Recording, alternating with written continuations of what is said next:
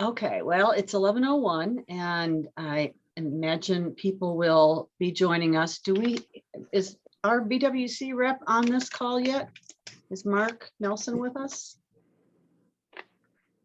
Nope, not yet. Okay, well, in the interest of being on time, I'm going to turn this over to Billy Gibson, who is going to introduce our speaker for today. And Ashley, as soon as he's done introducing you, I'll get rid of Jack Nicholson and let you share your screen with us. Welcome, everyone. Billy, it's all yours. Awesome. Okay. And if you want, Ashley, we can definitely keep that photo up too if you'd rather have that. So you let us know for sure. We'll let you make the last second decision. Can we do that? Billy, can we share two screens at once? No, what happens? I don't know. You probably can, but I'm not smart enough to. So yeah, me neither. We'll let her do her thing because I'm assuming it's probably a pretty okay. All right. But again, Ashley, thank you so much for joining us today.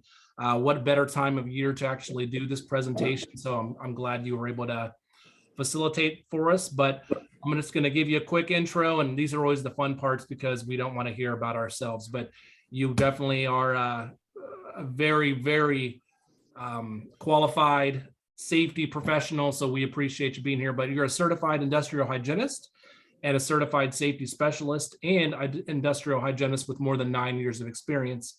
In your role as industrial hygienist at SafeX, you perform quantitative and qualitative, I said that twice, I think, industrial hygiene assessments, including developing industrial hygiene sampling schemes, calibrating industrial hygiene equipment, conducting air and personal industrial hygiene monitoring, and submitting samples to laboratories and interpreting analytical data. You hold a BS, which is a Bachelor in Science in Industrial Hygiene, and a Bachelor in Science in Industrial Health from Ohio University. So again, it's qualitative and quantitative. I wanted to make sure I redeemed myself there. But again, Ashley, thank you very, very much for joining us today. And I'm going to turn it over to you. All right, thank you. Okay, let me go ahead and share my screen here. Get the right one. Okay, hopefully everybody can see that now. All right, so thank you for that great introduction. I'm just making sure my screens are all lined up here. I will probably kick off my monitor if that's okay, or my picture, just because the green screen's a little annoying in the background. So I'm going to stop my video, but feel free if you have questions throughout this. I will be able to see the chat, so if anyone has a question or anything wants to pop up on the chat, feel free to do that. I'll go ahead and bring it over here, and then we'll go ahead and get started. So the topic for, oh, someone have something? No, okay. The topic for today is going to be cold stress and winter weather.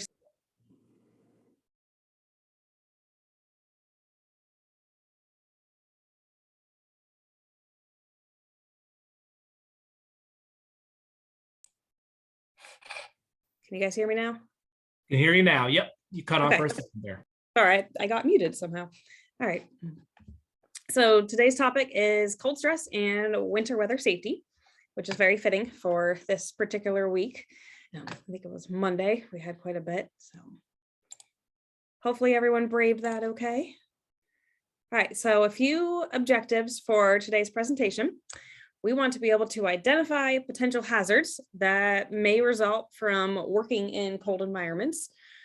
And we want to identify how to protect against cold stress, frostbite, hypothermia. We're going to talk about all of those and best ways to make sure you do not get them while you're working or playing in the snow.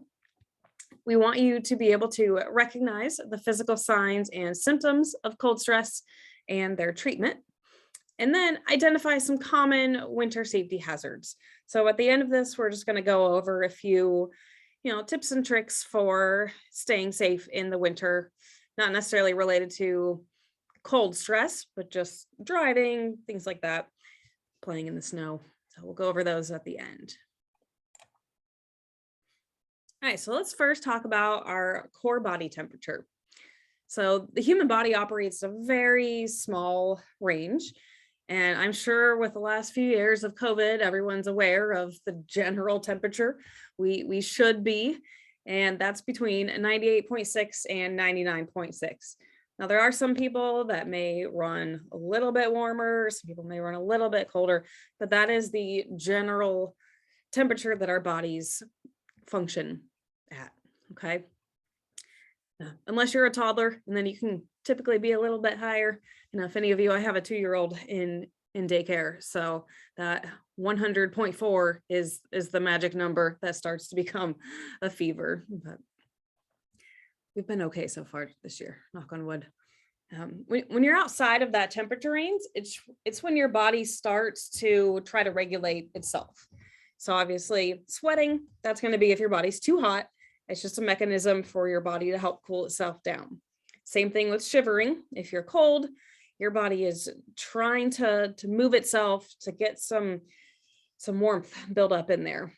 Now, when your body can't regulate doing the sweating or the shivering, if it's not helping you get your body back to that normal temperature, that's when it starts to shut down and when you get those cold and heat related illnesses. And now we're going to talk a little bit about the different types of heat loss. There's radiation, conduction, convection, and evaporation. And I'll give you some examples of each one of these because I know it can be a little confusing. We do have a little graphic here to help, but we'll start with the radiation. So this is transfer of heat from one surface to another without touching. So no physical contact is involved. This is going to be mainly feeling the heat off of a fire. You know, if you kick your fireplace on and it feels nice and warm, you're not actually touching that fire to get warm. Hopefully not. Okay. So that's gonna be that radiation of heat. Okay. And next we have conduction. So that's the transfer of heat through physical contact. So if you have a heating blanket that you put on or a heating pad they're using, that is actually physically touching you and providing that warmth. Or if you have, if anyone's a cat lover, I have 2 cats. They always love to curl up in the winter on my lap, and they are great little heating pads. So that's another form of conduction. They are giving off their heat onto me. All right. It's not really as big of an issue in warmer weathers, but in colder weathers, it really is. And another thing with conduction is water. So if you're wet and cold, water conducts heat 240 times more quickly than air. So that's kind of known as water chill. Can be an issue with scuba divers. If getting in the cold water at a beach or a pool, you'll notice if you get into that cold water, it cools you down really rapidly. Okay, it may feel good for the first second, and then you've been in there a long time. You're like, I'm getting really cold. Or if you're out playing in the snow and don't have proper boots or gloves or anything, if your socks start to get wet, if your gloves start to get wet, you notice a really quick change in how those appendages are starting to feel pretty cold. And that's going to be convection or conduction. Convection is where warm air is replaced with the cooler air. So, as you know, hot air rises, and the cold air replaces that. So it's basically wind chill in simpler words. So the faster the warmer air is replaced, the more dramatic results. Basically, the faster the wind, the more dramatic it's going to be. Now, I know a couple of days ago it was really cold, but also super windy, and that just makes it so much harder to be outside and working and everything. It pins and needles on your face when you're feeling that wind. But if you go out and it's sunny and not windy, if you're bundled up, it may feel pretty good to go outside and play in the snow. And then the last one here, we have evaporation. That's going to be like you're sweating if you're hot. It's just the transfer of heat by vaporization or evaporation. So when the ambient air is kind of equal or greater than the temperature of the skin, your body has to eliminate that using the evaporation. and that results in cooling the skin. So this is really more of a heat related issue, but that's why if you're sweating, you may get flushed when you're hot. I know, being Scottish myself, I tend to get very red very quickly in any small amount of heat, and it typically really concerns people. And I'm like, that's fine, it's just what I look like. But that would be an example of evaporation. And anytime your body starts to get down below that 95 degrees Fahrenheit is when these cold stress issues can occur.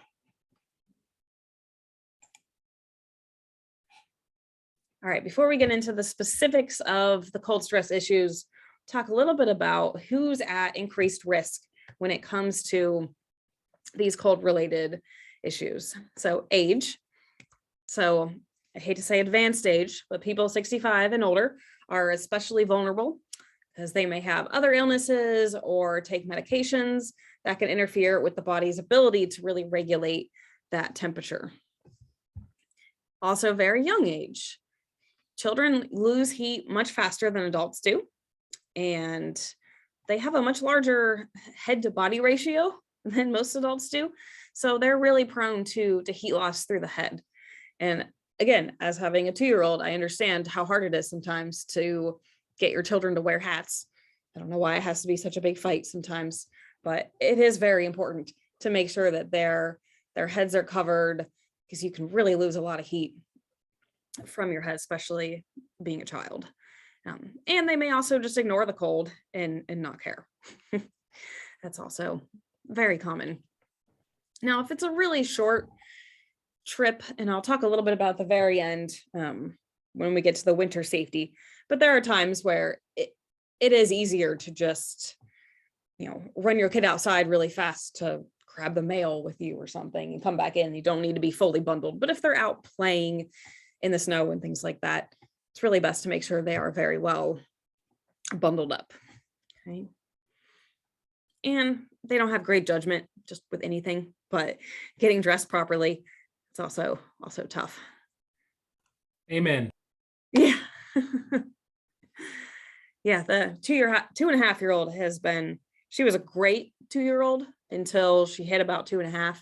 And it's like, oh, now I see what people talk about. And then there's also mental impairment. So people with Alzheimer's disease or other illnesses that may just impair their ability to have critical thinking, and they may not be aware of the risks of being out in the cold. A lot of times Alzheimer's patients can wander, and they can get out in the cold with not appropriate precautions or clothing or anything like that, and they may wander too far and could be in a really scary situation. So that's something you really want to think about. I have some, people close to me that are experiencing Alzheimer's, and it is pretty scary how much you have to prepare them and make sure that they don't go off and do something like this. So let's see. And again, being stranded leaves them vulnerable to the weather. So we want to make sure they don't wander off. Other certain medical conditions, there's maybe some health disorders that could affect your body's ability to respond. If you have an underactive thyroid or hypothyroidism, if you've had a stroke, severe arthritis, Parkinson's, there's a lot of different conditions that could affect your body's ability to regulate that temperature, and other disorders that could affect the sensation in your extremities. Okay. Dehydration is also one that I feel like is talked about a lot when it comes to heat stress, and really not at all talked about when it comes to cold stress, but it still can be an issue. And any condition that limits the activity or kind of restrains the normal blood flow is going to affect your cold stress. All right. And then lastly, we have alcohol or drug use. Now, we've all heard the stories, very sad stories of, dead of winter, someone left a bar by themselves, got turned around and end up in a ditch and succumb to cold-related illnesses, frostbite, hypothermia. It does happen, and it doesn't take that long to happen. So really want to make sure you're,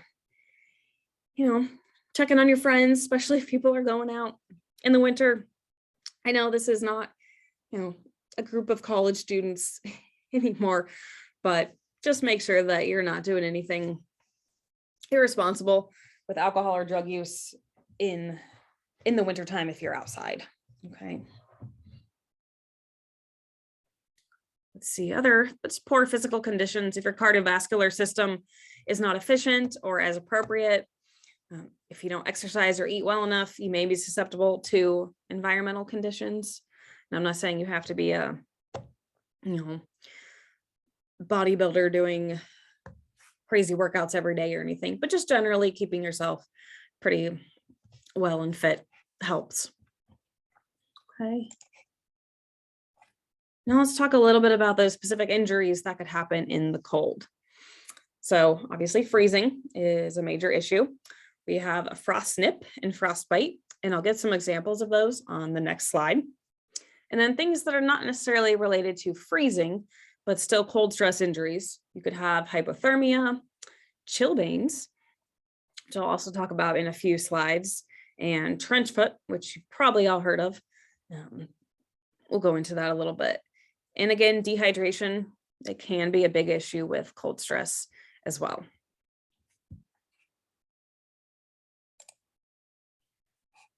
All right, so here's some info on frost snip. Now, many of you may not have heard of frost snip before. Frostbite is typically what we all hear about when it comes to cold related injuries, but frost snip is kind of the very beginning stages of frostbite. So it's going to be 1st or 2nd degree frostbite. It's the partial freezing of the tissue, but it's not going to have permanent injury. So this is really the stage that you have the opportunity to turn things around, get your hands warmed up, get inside, dried off everything before you develop, severe frostbite. Okay. Symptoms, you could have redness, some swelling of the skin. You may also get a little bit pale skin and some edema. The treatment is you want to begin warming that tissue immediately when you see signs of this.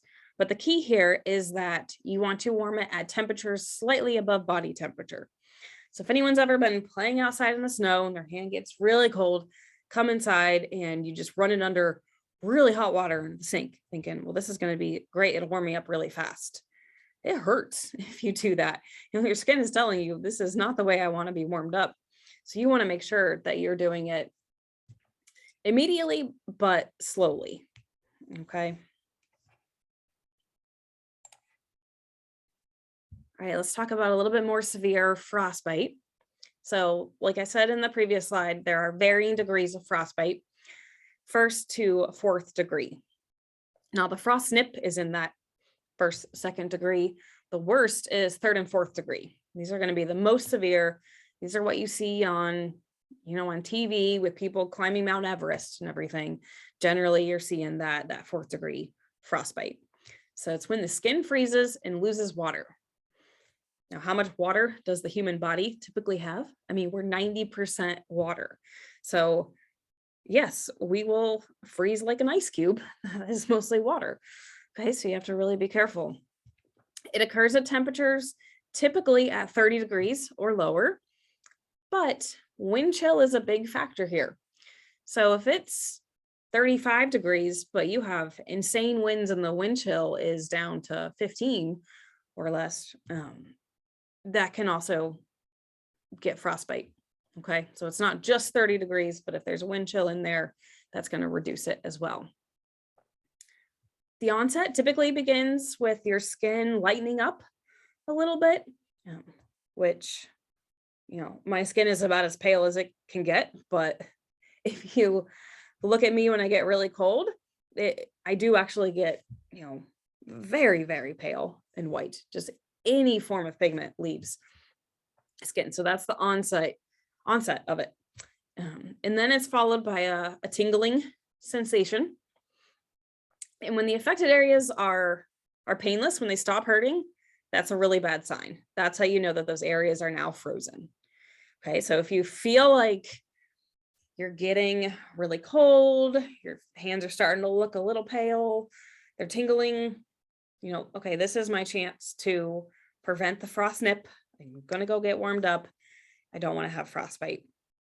But if they've been tingling for a really long time, you're like, oh, it's fine. I'm a strong, tough person. I can handle it. Then you start to not notice it anymore because there's no more pain. You're like, oh, it's fine. It got better. My hands don't hurt anymore. Okay, that is not a good sign. That is a really good indication that you have started to get pretty severe frostbite. So that's always a good question to ask anybody that you fear may be having frostbite is, do your hands hurt or not? Okay. And obviously this is going to affect your extremities most often, just because they're, your hands, your fingers, they're a much smaller appendage, obviously, than a whole leg or something. There's less blood flow. That's just what's going to be affected first. So hands, toes, noses, ears, all those areas are going to be affected first. Let's see. When they're exposed to really low temperatures, obviously skin can freeze, and it can be accompanied by clumsiness, swelling, and blistering. Clumsiness is kind of an odd one in there, but it is possible to just become clumsy when that's happening. All right, just a little bit of recap on the 3rd and 4th degree frostbites. So 3rd degree is when you start to turn that blue-gray discoloration, loss of sensation in your skin. You could get a pale, waxy yellow look. This is going to be after that blue-gray. You could have poor capillary refill. So your capillaries are just not refilling as much as they could. Tissue loss, you could have blood blisters. Let's see, 4th degree, again, more blue discoloration of the skin, deeply aching tissue. You could have red discoloration 1 to 5 days after, and this could be permanent and functional loss of your appendages. In the deeply aching, it's going to stop hurting at first, but then once you start getting warmed up or everything, if it's still really aching that bad and still looking that color, then it's a really serious situation. All right, let's talk about a few treatments with frostbite. Again, like I said before, rapid warming of temps slightly above body temperature is really the most effective treatment. Okay, even if it's like a warm water bottle wrapped in a towel or something like that, you just don't want to immediately run hot water or anything over it or put it in front of your really hot fire. See, you don't want dry heat. So heaters, things like that, that's really not going to help you that much in this situation. You don't want to reheat with rubbing or exercise. That could actually damage tissues. I know now if your hands are just a little bit cold and not actually in the frostbite stages, rubbing your hands together to warm them up is, a pretty common thing for everyone to do. That's okay. It's just when you get to these really severe frostbite stages, doing that extra rubbing and exercise is going to really negatively affect your skin.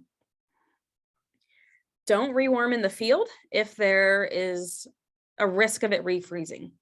So if you're stuck out in the field somewhere, unable to get to shelter, maybe if you get lost or in a car accident or anything like that, you actually don't want to try to warm your fingers up or appendages at that point if they're just going to freeze again, because that's going to just be doing extra damage to your hands. Now, if there's a way for you to try to keep them warm at the beginning without ever getting to the frostbite, obviously you want to do that. But if they've already gotten there, it gets kind of tricky at that point. You want to make sure you protect from further injury. So pad all the affected areas if possible. Loosely wrap with gauze. Remove any wet clothing. As we said, being wet is 240 times more conductive. So if you have wet clothing, wet gloves, wet socks, anything like that, get them off and try to get something dry over those appendages. And lastly, call 911. This shouldn't necessarily be last, but it's really important that if you're in a situation where you think you do have frostbite and are showing these symptoms, it's really important you get medical attention right away. All right, and the lovely chilblains. I don't know if anyone's ever experienced these. I actually have. That's not my foot, by the way, though.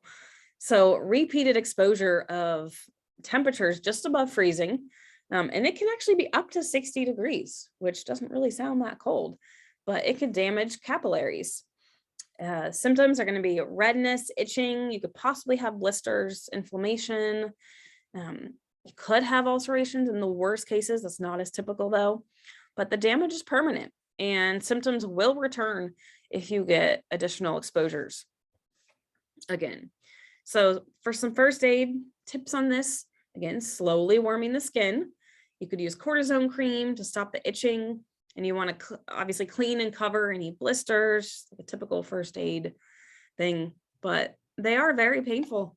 And the response to the cold that again produces skin redness, itching. Yeah, it's not really fun. So I don't recommend it. You want to make sure you keep your feet nice and warm. All right, and here's trench foot, which I'm sure most of you have heard of. Really originated World War I.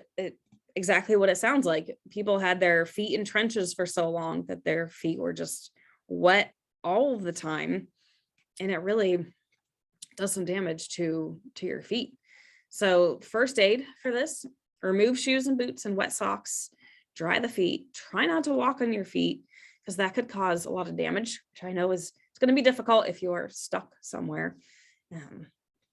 But it's really just that prolonged exposure to wet and cold water. This is why it's really important that if you're doing any long hiking trips or, if you plan a really cool vacation to Alaska, make sure that you have proper footwear, proper socks, and making sure you have extra socks and everything just in case as well.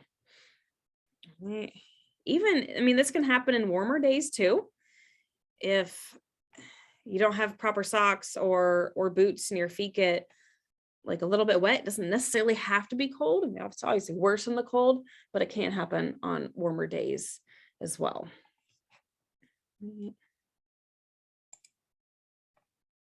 Now let's talk a little bit about dehydration. So like I said before, even during the winter months, we need to make sure we're hydrated.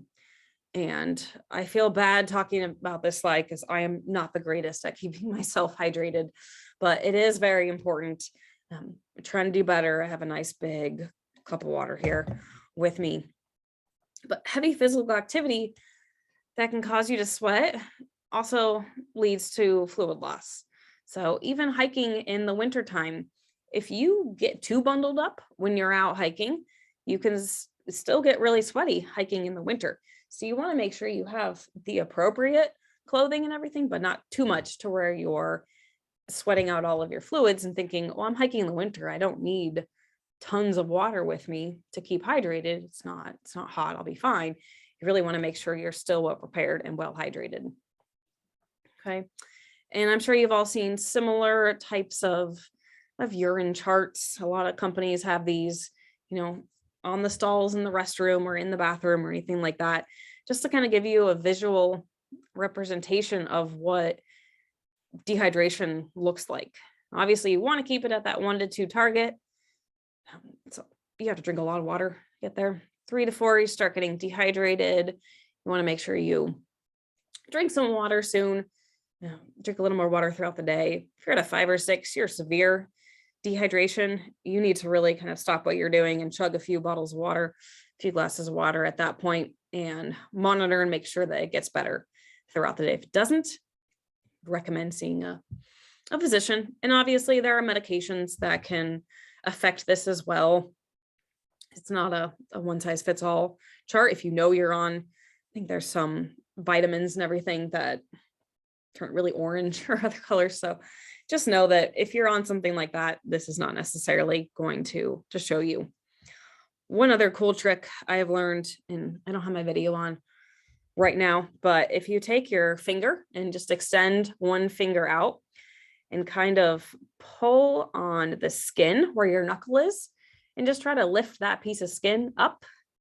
If it stays there for, more than a few seconds, that means you're dehydrated. Your skin should be able to pull itself back down after you kind of pinched up that little skin on your knuckle. But if it doesn't, maybe you drink some more water. All right, let's talk a little bit about hypothermia.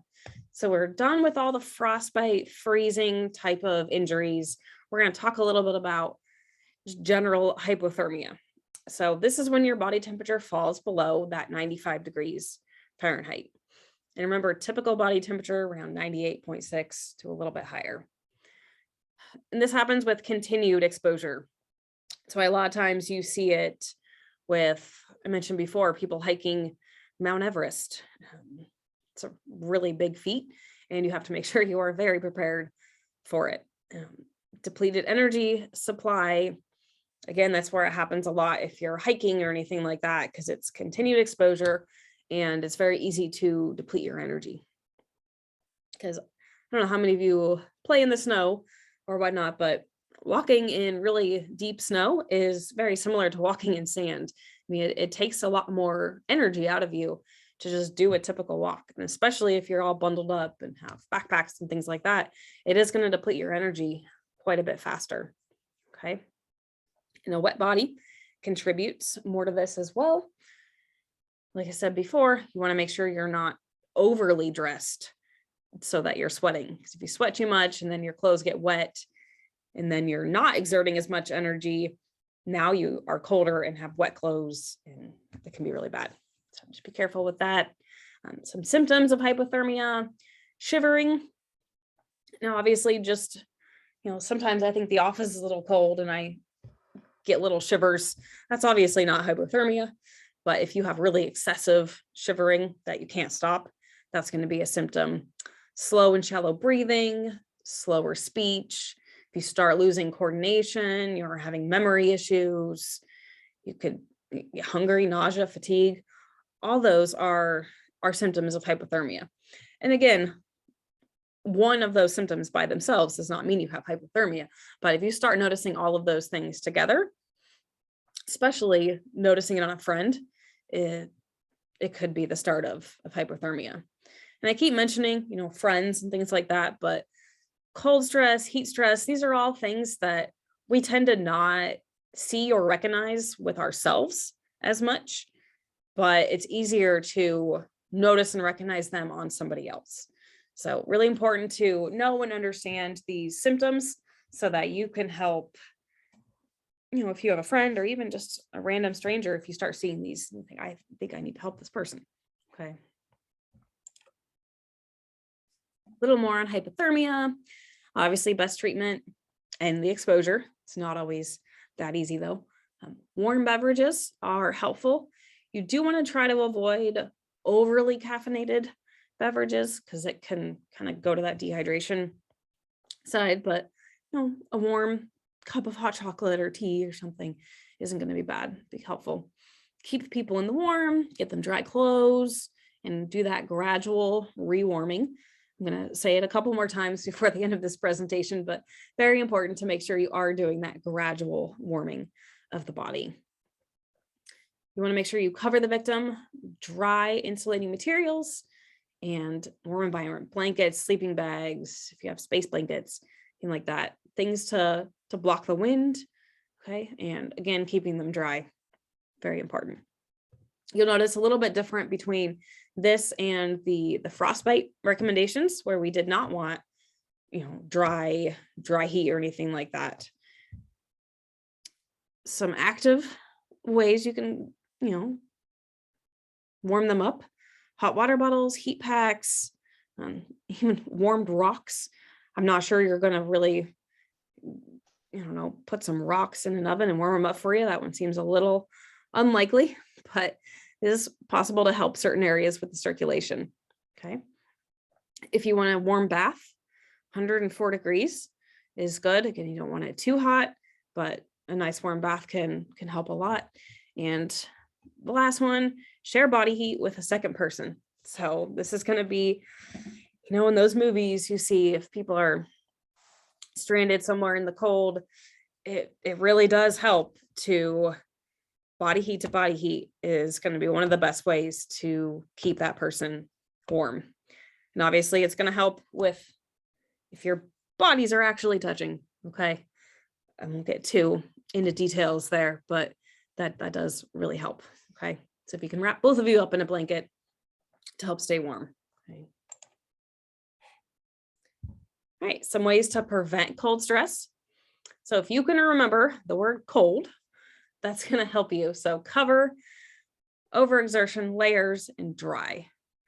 Okay. Those are all things that are important with preventing cold stress. Learning those signs and symptoms of those illnesses that we talked about. Appropriate clothing is really important. Layers are great, especially, like I said, out hiking in the winter. I do a lot of hiking. I really enjoy it. Spend a lot of time in Old Man's Cave. I'm actually from the Athens area. So we did a lot of winter hikes around there and always made sure to do lots of layering because you do start to get pretty warm once you start getting out there and hiking and you don't want to really start sweating too much. Frequent breaks in warm shelters if possible. Okay. If you have to do work outside, try to perform it in the warmest parts of the day. It's kind of the opposite recommendation as heat stress. You just want to do your work whenever the conditions are going to be best. Okay. Drink warm fluids and avoid that extra caffeine and alcohol consumption. All right. And again, make sure your children are nice and layered, put the hats on and all that good stuff. Make sure you have like 7 different hat choices for your kids. Because they're, one day their favorite is not going to be their favorite the next day. So they always have lots of choices and keep them warm. All right, I'm not going to go too much into detail in this, but this is a Windchill chart just to kind of give you a visual representation of how our wind chill can really affect what the actual temperature is and for exposed skin. So down here, high risk for most people in 2 minutes of exposure or less is this really dark color here. Now, obviously, we're not necessarily going to be getting wind chills of, 50, but you can kind of look over this chart and see that. Let's pick one that's, pretty typical for Ohio, say 35. Let's see. Wind speed, even over here, speed of 30, negative 30. That's the middle color. So 2 to 5 minutes of exposure gives you high risk. Okay, so a handy little chart. And I will be sending this PowerPoint out for you guys so you can reference later. Thank you. Much more time. Yep. All right. Now, any questions on any of the frostbite, anything like that before we move into more just general winter safety?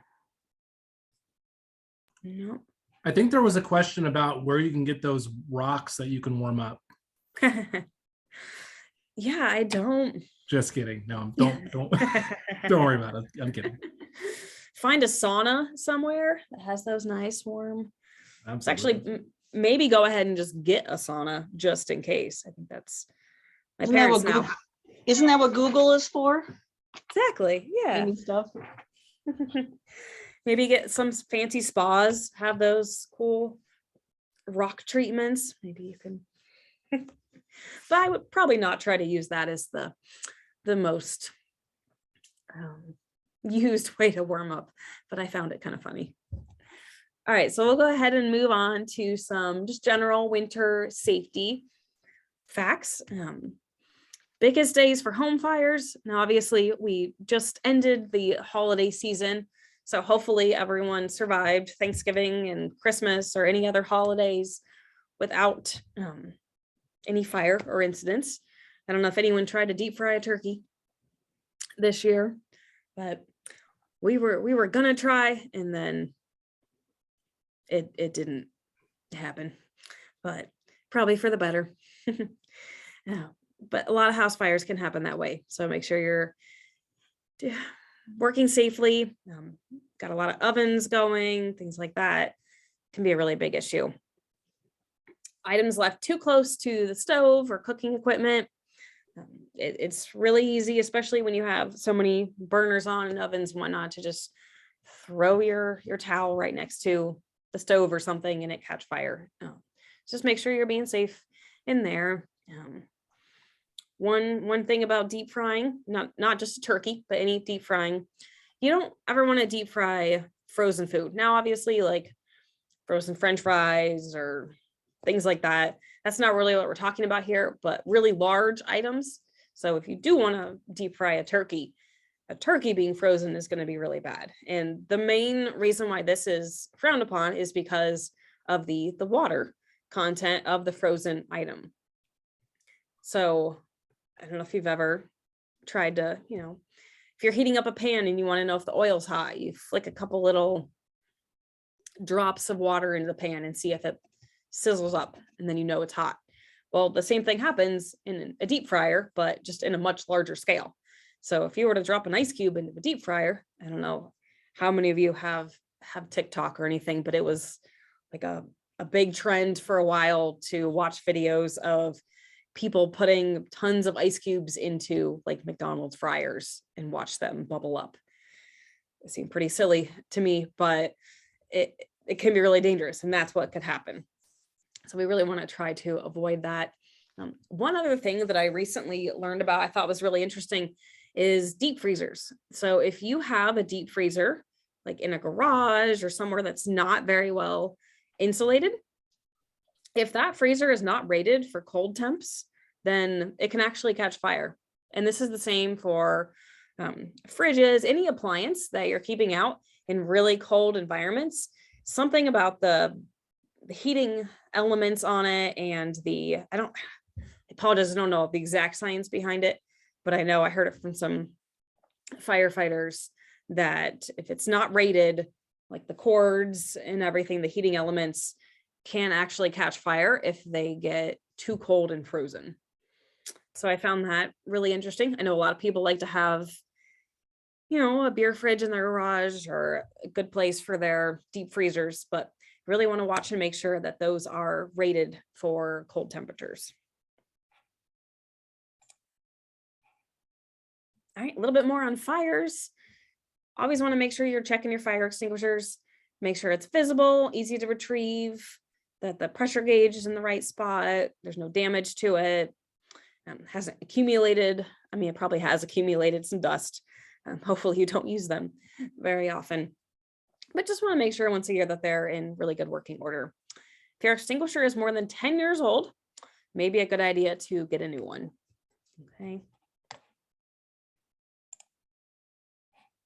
All right, a few more winter safety tips about slips, trips, and falls. Obviously, you want to avoid obvious slip hazards. If you're walking along the sidewalk and you notice that half of it is full of wet leaves and ice and the other half looks fine, go on the side that looks fine. Now, I will warn you, black ice is a thing. So just because it looks like there's no ice, you still want to be cautious while you're walking in certain areas. If there are handrails, use them. I know in the time of COVID, and myself included, I don't like to touch common areas as much as I used to be okay with it, but have a glove on, carry some hand sanitizer with you. It's really important to use those handrails. Okay. Watch for any snow that you've tracked in. So inside your house, if you're tracking in lots of snow, it's going to melt on your floors or in your workplace or anything like that. You want to make sure that there's a nice mat inside or right outside the door to kind of soak up some of that snow and ice so you're not making slippery piles throughout your house or work area. And cautious around changes in the walking surfaces. So if you're going from walking on the road to walking on the grass or sidewalk, anything like that, you want to make sure you're just paying extra attention to that. And again, clean your shoes when you're into a building. It's also really good to, I have different shoes. So I have my winter shoes, and I wear those until I get into the warehouse of our building, and then I take them off and put my other shoes on. So I'm not tracking those all throughout. Is there a question there? No. I think so. Okay. A few more slides. So just some other winter safety travel. Obviously, most of you probably had to deal with this week when the lovely snow hit. I don't know. Hopefully most of you more north of, because I'm in Columbus. So hopefully most of you didn't get as bad. I know like Southeast Ohio got much worse than we did even here. But always make sure to check the weather before you go. I know I sometimes am not great with this. As a consultant, I travel all over, and there'll be times where, I'll be flying out of state and just not even look at the weather and assume, I'm sure it's close to here. And I get there and it's not remotely close. So just make sure that you're checking the weather before you go out. Make sure your car is winter ready. And, that could involve, it depends on how far of a trip you're going. If you're just going to work and back, you may not need to keep, flares and an emergency kit and blanket and water and food in your car. But if you're planning a longer trip, it's not a bad idea to keep all that in your car. Plan for emergencies. Again, if you're spending a longer time in the car. I know, when was it? Last week or the week before, where there was that really big, I think it was New Jersey, where there was, some accident happened on the interstate, and people were stuck for, 24, 48 hours in their cars, in the interstate. So obviously I don't expect that to happen on my way to work in Columbus, but if you are driving somewhere a little bit further, not a bad idea to plan to have food and water, things like that.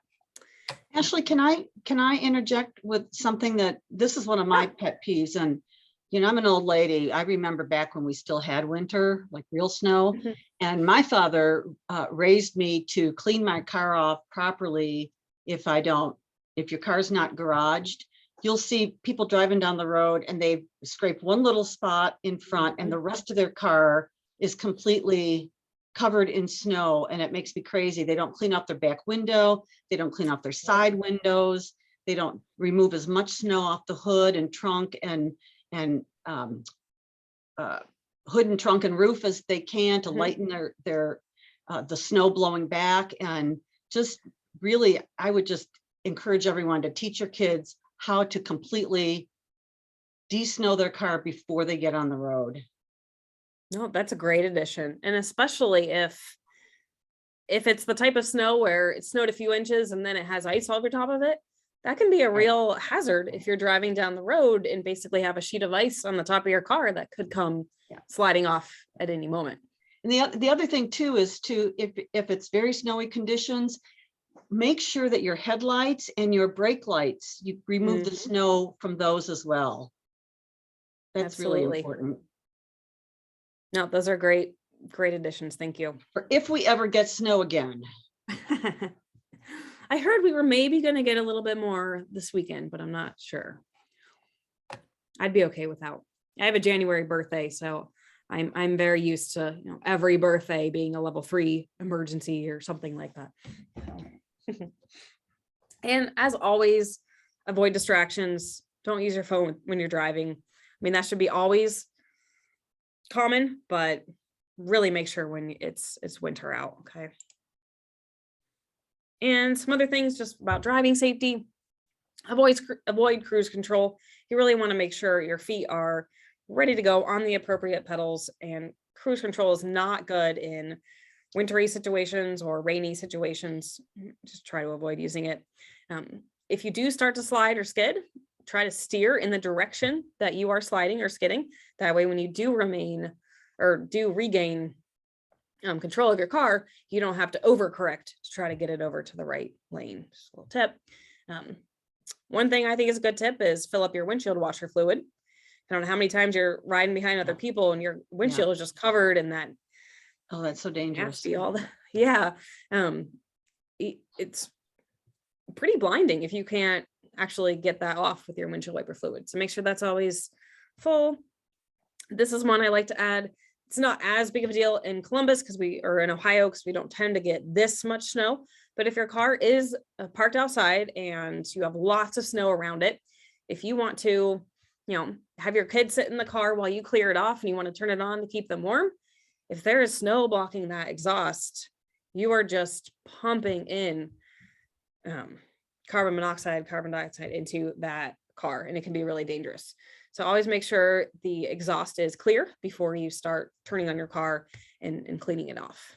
Ashley, I thought of one more place too. For most of us now have backup cameras in our car to clean Yes. the camera lens off. That's another thing to remember as well. Absolutely. I thought about that yesterday. Yeah, with backup cameras, we're so used to them. We put it in reverse and we really start to back up simultaneously. And if that's covered, so lots of things to remember. Great tip. I have one car with a camera and one car without, and I've started using the one with camera much more frequently. And whenever I get in the other one, it's like, oh, I have to actually look where I'm going. But no, that's another great tip. All right, a few things to review here. Just the different methods of heat loss in at-risk individuals. I know we're getting short on time, so I'm not gonna go over all those again. The most common forms of cold and stress injury, it's gonna be that frostbite, hypothermia, frost nip. Basic cold prevention, layers, dry, keep everything dry, lots of layers, take frequent breaks in the warmth, drink warm liquids, and make sure if you do have issues that you warm the person up slowly and with slightly above body temperature warmth. Okay. And we just talked about the winter hazards, so I'm not going to review too much of those, but yes, cleaning your car off is very, very important, along with well-stocked car, just in case. All right. And we have a few minutes left. If anyone has any questions now, I'm happy to answer. If you have things you think about later, feel free to email me or give us a call. Like I said, I will share this presentation with everybody.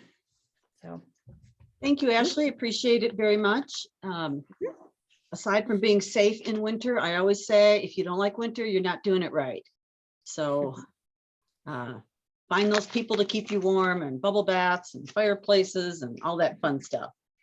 So coming up next month, February 16th, we have OSHA updates. March, we won't have a regular Safety Council meeting. That is the Safety Congress, and it's virtual. That's March 9th and 10th. Wednesday, April 13th is another BWC super meeting. And I apologize, I can't remember what their topic is, and we don't have a time yet. So that's what's coming up. Wait, we have someone in the chat. Is that a question? Just thank you so much, Ashley. So does anyone else have anything for the good of the group? So I'm just going to hop in and just say that, as a safety manager, winter is probably one of my biggest, not fears, but just, I worry the most about our employees, just because the conditions can change so often and frequently, whether it's, from melting snow or melting ice or black ice, whatever it is, in addition to the cold, because, a lot of those guys and girls want to be tough and they want to say, I'm fine. And they might understand the signs and symptoms of hypothermia and all the bad stuff that we talked about, but they might not want to speak up or might not want to look like they're weak or something. So it's always good to keep educating your folks on this sort of stuff, and that it's okay to not be okay. And, I appreciate you again coming out here today and giving us these tips and tricks when it comes to all of this. So thanks a lot, Ashley. Appreciate it. I think one of the biggest dangers of cold is the fact that it's so sporadic and it's less and less cold every year. So you look at our winters and their temperatures lean more towards 40 than they do 20. So you go to places where they've got lots of snow all the time, people are much safer there because they're used to it and they already take these precautions. When we have spring, then winter, then spring, then winter, all in in the month of January, we don't get accustomed to driving in it. We don't get accustomed to preparing for it. So I think that's part of the problem here is that we get it so sporadically that it throws us when it happens. So, all right. So everyone stay well, stay healthy, and we will see you with OSHA updates next month. Thank you all. Take care. Thank Take care, you. everyone. Bye.